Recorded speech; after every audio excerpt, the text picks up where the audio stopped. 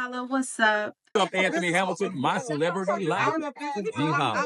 Shout out to Ge.Holla, reaching 1 million listeners on his podcast, My Celebrity Life, Resetting the Bar. What's up, Ge.Holla? This your boy, Genuine. Shout out to you. Y'all, this Master P, and shout out to Ge.Holla of My Celebrity Life, the show. Ge.Holla, check this. I know we didn't get to speak at the spot that we was at together, but look, man, keep going, keep doing your thing.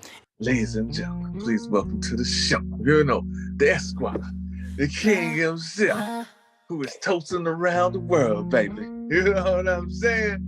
Sir Chef Don. What's happening with you, man? What's going on, young man? What you got going on? What's going on, fam? It's good to see you today, man. It's good to see you and hear from you. I am from Miami, Florida. Born and raised. Oh, not South Beach. I was actually from Opelika. Yeah, and when I tell you she got the heck on, she's like, I don't want. We can't be down here no more. So, but yeah, there's some goons down there, man. But you know, I can't say I was a part of it. But at the day, that's where my roots are. My dad's roots are from Miami, Florida. Yes, because my family, we always have family gatherings, and of course, we some shit talkers. I hope I can cuss on this, but we some shit talkers. So it was always a competition with food. So whoever was making the food, and you know, when we get there, you know, oh, who made this? Who did that? Oh, why did y'all do this? Why did y'all let them do that?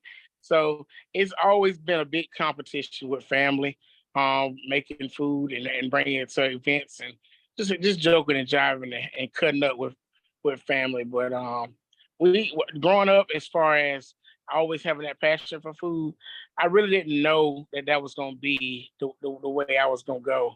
I was supposed to be a dentist. And, you know, of course, these things don't work out the way you want them to. But at the end of the day, you know, once you get older, you start doing what you love and what you know. So I started out in the restaurant business. My first job was at a restaurant, Golden Corral, and worked my way up and left Golden Corral and went to Applebee's and left Applebee's. And I knew the business. I knew buffet style and I knew casual dining. And then I went to Augustino's and did fine dining. So at that point, I knew all tricks of the trade except for fast food. And I left and went to retail because I got tired of fast food. I got tired of food and got a breath of fresh air for almost 20 years. Retail spoiled the heck out of me. And I made retail so much money. I was in rent to own. I ain't gonna name that company because that's another story. But I went to rent to own, and man, it changed my life. I made a lot of money. I never made that much money in my life in rent to own, in food service. Never made that much money. And I looked at the computer one day and I was like, if I can bring in this dollar amount for a company, 6 figures a month to bring into their business, if I take 10% of my own time that I'm giving them, which I don't have to give, if I take 10% of my own time and put into my own business, what could I do for myself?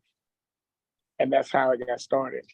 Casual dining is more more laid back. It's an upgrade from your fast food.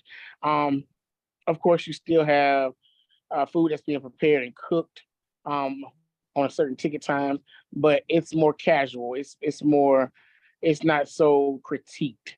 It's not as strenuous. It's not as stressful. And also, of course, the price point is totally different. But more casual dining would be your Applebee's, your Old Charlie's, your basically your Texas Roadhouse, your Logan's. Those are more casual dining restaurants. Of course, we all know what fast food restaurants would be, but your more fine dining would be your Ruth Chris, your STK, your Lenox Malls, your Augustino's of Augusta, and we got a couple of fine dining here that still don't consider themselves fine dining here in Augusta, but I would consider them fine dining because of the classification that they fall within. So from a nutritional standpoint, casual dining to fine dining, I would definitely go from a nutritional standpoint, definitely do fine dining. Fine dining is going to use a lot of fresh shrimp. and more grade A products, more vegetables, less MSG. That's a preservative for my people that don't know, but MSG is it's a food preservative that a lot of folks use in the casual dining and fast food restaurants. And they're not. Some of these MSGs are not good for you. Or a lot of them are not good for you. But that fine dining is going to be the best way to go. They're going to use a fresher product. They're going to use grade A choice meats. They're going to show you, the difference between the meats and the cuts and how it should be, as far as from a nutritional standpoint, what's even digestible, if they know what they're doing, if that's a part of their program, which it should be. Um, and of course, when it comes down to that fine dining, they charge you more because they're offering a better product to you. And most people don't realize, you get what you pay for. If you want fast food, you you're getting that plastic. If you want casual dining, you're getting mid-grade, mid-grade fast food. That's pretty much all it is. But if you want fine dining is fresh. It's the way to go. And a lot of people are turning straight to the farms these days. I personally buy local, everything fresh. I don't even like French fries frozen. We hand cut our French fries. So at the end of the day, I'm all about the nutritional value of everything. But at the same point, we got to have a cheat day. Ge.Holla, I get picked so much about, oh my God, I don't see anything, vegan or healthy. Well, I'm getting into that world. But you have to have, my following doesn't care for vegans and a healthy food. Once I get into that world, once I learn more on that subject, and I studied with like 3 different chefs, and when I tell you, those things are, you want to do it the right way. Like some people say, "Oh, I want to be vegan," but they're not vegan. Like you have to be disciplined to be a vegan. And then some people say, I want to sell vegan food, and they still backtracking towards going towards these fatty oils and all this other crazy madness. You got to do it the right way. So I want to do it the right way. And another thing too, from a small business standpoint, being servicing customers that are vegan and vegan or even vegetarian, that is costly, is it has to be fresh. It has to be fresh. Like there's no other if, ands, or buts about it.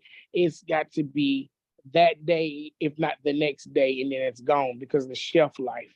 So I commend anybody. That's why you don't see a lot of people doing or going towards it, because the number one, the market is extremely hard to get, and people, they frown upon that price when it comes down to it. A veggie bowl for $25, they're like, wow, that's a lot. But unfortunately, it goes a lot into that bowl, and I completely understand it. Okay, so this is the number one question, number one rule. Question, and answer. I'm going to go ahead and answer this to everybody out there. Dominik Simmons did not go to chef school.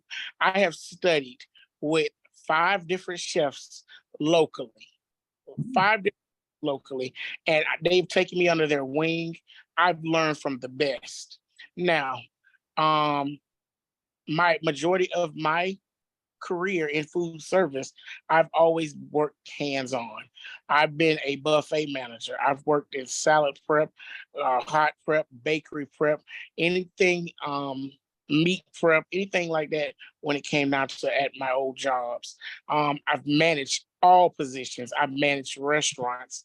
And as a manager of a restaurant, you have to know how to cook just in case somebody calls in, and you have to, know what the proper procedures are. As far as Dom being a chef, a certified chef in the future, I don't see it happening, man. I got so much on my plate. Like I'm real estate school is 2 months away. I'm going to real estate school. I'm opening up another restaurant, and people were like, "We want you certified." I'm like, "For what? I don't have time." I would love to do it. I really would. And if I had to choose, I got to throw this in there. If I had to choose, I would go study with Gordon Ramsay. He is like my inspiration. I love that guy to death, like for real. Hell's Kitchen is like my number one favorite show. And I act the exact same way when it comes down to my chefs, and then I have 2 chefs that work for me and a private chef. I mean, a pastry chef, not private. And when I tell you they're phenomenal, absolutely phenomenal. Executive chef Chanel Hinchley, like, it's hands down the best person. And she's went to school, she's certified, and she knows all these crazy, amazing things. Dom specializes. Now I am certified in one thing, and that's plating. So if you see the food on the page, or you see something beautiful and you're like, ooh, that's food porn, that's Dom. That's what you see. Oh my God, no, I did not cook it. I have a chef that cooks that for me. But when I tell you, we come together, we collaborate, we argue, we fight like brothers and sisters. I would not trade her for the world. But she's my yin and I'm the yang, man. I'm not gonna lie. But as far as Dom being a chef, no, I am not certified, but I know how to cook.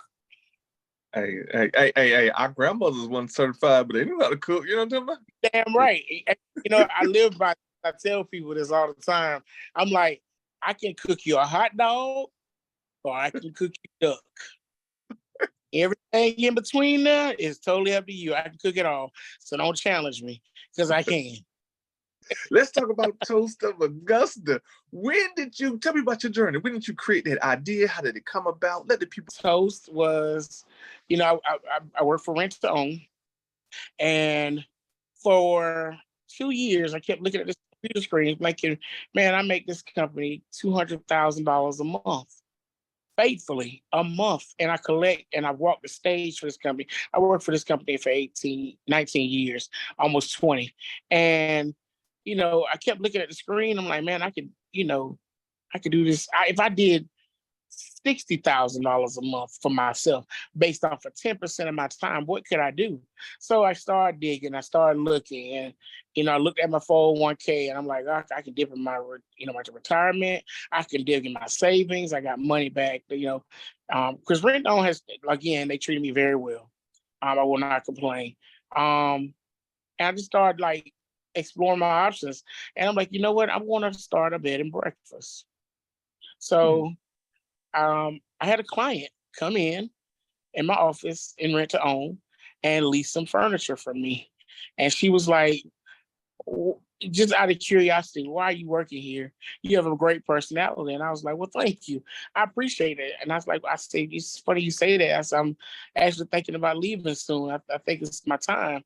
And she was like, why did you say that? I said, God has a mysterious way with me. I have a relationship with God to where, once I start getting uncomfortable, he makes it uncomfortable for me. So I have to figure out what's my next step immediately, because he's gonna make it to where, okay, you weren't listening to me, so now I gotta punish you. You gotta hurry up. So she was like, I might have a proposition for you. I was like, really? And I said, okay. So she gave me her information. She bought some furniture from me. She was a client for about 3 months. I didn't call her. I don't normally mix business with pleasure or anything like that. Or if people say, I got an opportunity for you, I'm real leery about stuff like that. So 3 months went by, and she calls me and she says, why haven't you called me? And I was like, you know what, Miss Linda, I'm gonna give you a call. I'll call you this weekend. So I called her, and she's like, come down here and look at this building. I have a loft that I want you to look at. I said, okay. So I made the appointment. The loft was 1127 Broad Street. It's 2 doors down from where we are today. It was a loft apartment, about 1,300 square feet. And I looked at it and I was like, well, there's no commercial kitchen. There's a kitchen. There's no commercial kitchen. She said, what would you do? She said, what would you do with the space? And I was like, I would, if I had the space, I would turn it into a bed and breakfast. And she was like, a bed and breakfast? I said, I'll do a bed and breakfast here. And she was like, okay, I like that idea. She said, what about parties? I said, it's too small for parties. She's like, really? I do parties up here.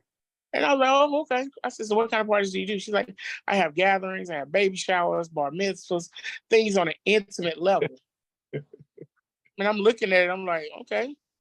So where do you cook the food? And, I bring in a caterer.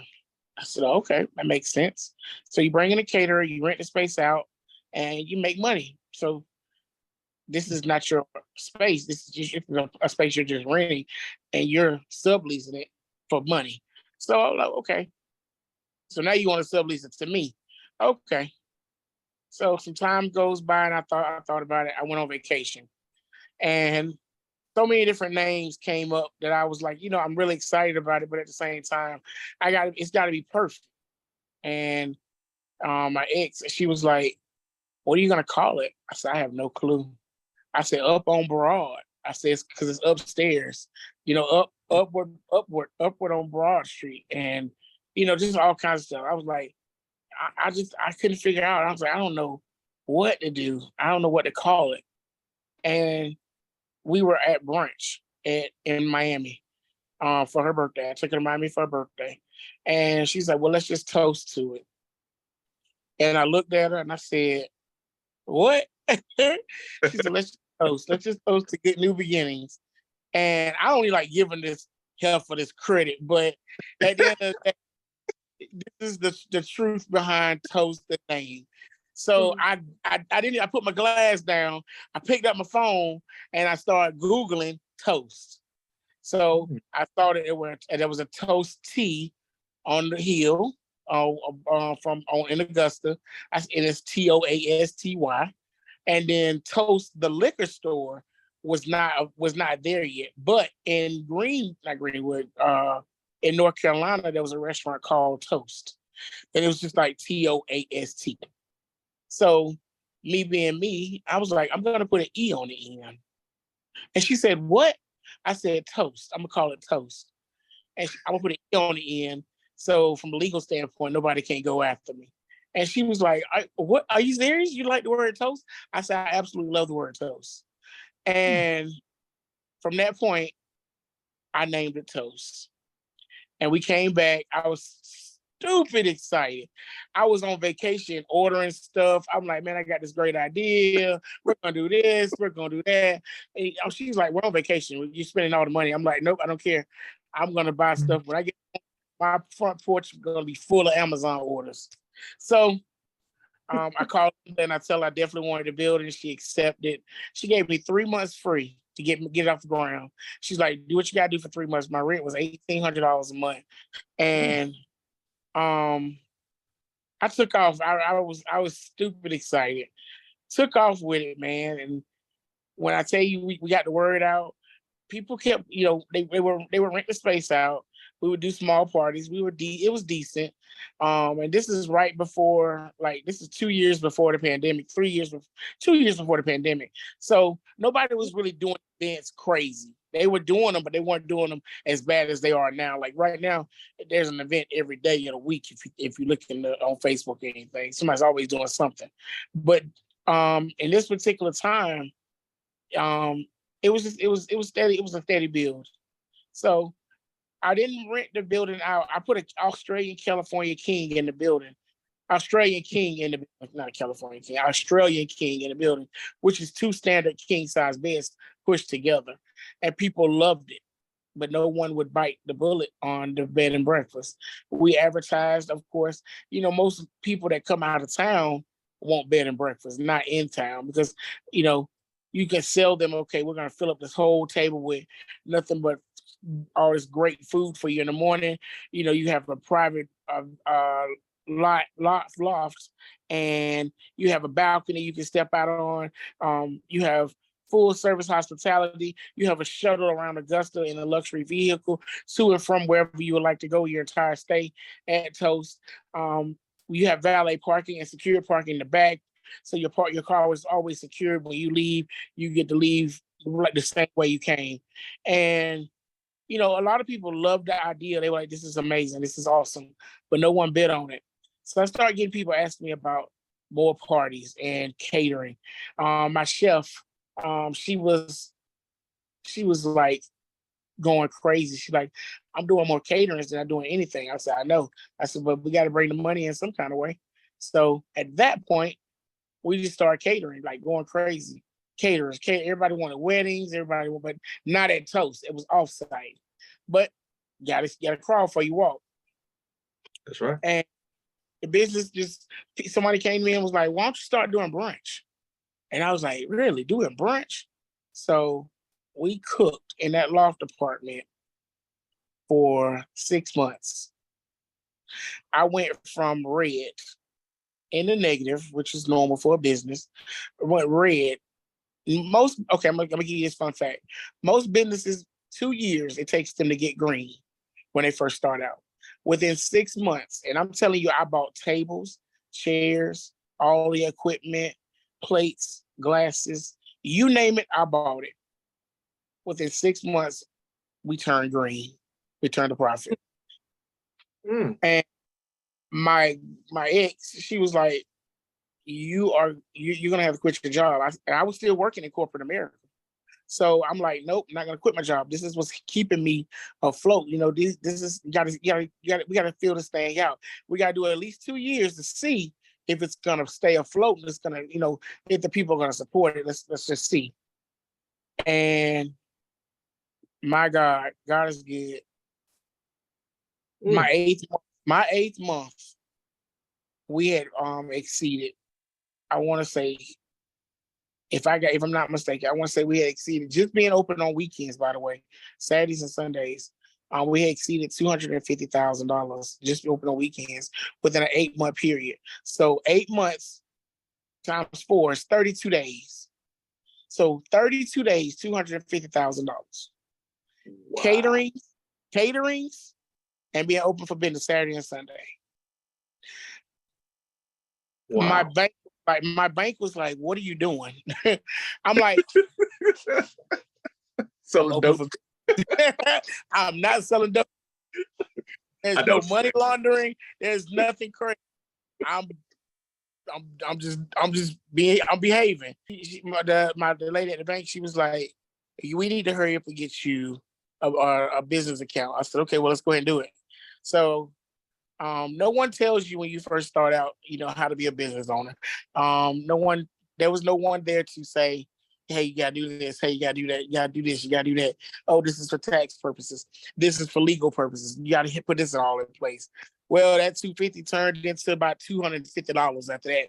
After we legally went live down the street at 722 Broad Street. That was Big Toast. I found a building on Broad Street, another building on Broad Street. It was close to 5,000 square feet. It could hold 150 people. It had an amazing kitchen. It was tore up from the flow up. I didn't care. What I saw was the potential, and everybody I brought down there to see it, they looked at me like, you're freaking nuts. And I was like, he brought me this far. Why should he leave me? So I don't believe he would do this. I don't believe he would put this in my face to let me go. So I signed my lease. And when I signed my lease, I spent $180,000 remodeling that building. Wow. I took it out of my 401k. I believed in the dream. I believed in it. Like, there was nothing you can tell me that could go wrong. And when I tell you, we took off in that building. We took off. We skyrocketed. Like, I was booked for 2 years, easy. 2, maybe 3, if I'm not mistaken. It might have been close to 3 years being booked up. I had signed a 5-year lease, so I wasn't worried. And all hell broke loose. In business, you have growing pains, and these growing pains consist of, higher bills. You got to pay your employees. Like, the bigger you are, the bigger space you got, the more employees you got to have to help you manage the thing. Food costs. Jesus Christ, food was ridiculous. It's a lot of factors into it, which I was aware of, but I just didn't think that, the business would slow down as fast as it did. So we were doing events, but the brunch side was brunch was doing good. The events was doing good. But at the older building, we did the nightlife, which I brought bands in, and I would book talent. I was paying so much money for bands. And then being a venue, you don't have a liquor license, so you have to purchase. I was getting someone to purchase me a liquor permit from another place, so just for us to serve alcohol. So being upside down with all that, we barely turned a profit at night. So everything that we would do good on would be ate up with the nightlife, because bands start at $800 a night, and you're being open 4 nights a week. You're trying to get that nightlife crowd, and no one's coming out to support you. And then the wonderful world of COVID hit, and my landlord did not want to work with me, and he was like, I can't do this. He was a nasty guy. God bless him. He had a stipulation in the lease that if I defaulted on my lease, I had to leave everything in the building. And I refused. I was like, no, this ain't gonna happen. So I took him to court, and he actually tried to take a warrant out from my arrest for theft by taking. Wow. Yeah, because I had receipts for everything I bought, but we went to court, and the judge ordered me to take my things that I bought. He ordered me in the order that when the eviction order, he said, you can take these things within 14 days and you'll be good. Okay, cool. And then after that, he came behind me and said, well, he stole these things from me. So we went to court behind it. But that's another story. But I lost Big Toast. Big Toast was a huge wake-up call. The sacrifice behind Big Toast was my entire retirement plan, my entire savings, one of my cars, my home, and an ex. And I laugh about it today, but at the end of the day, it wasn't. It was, it's hard trying to balance the life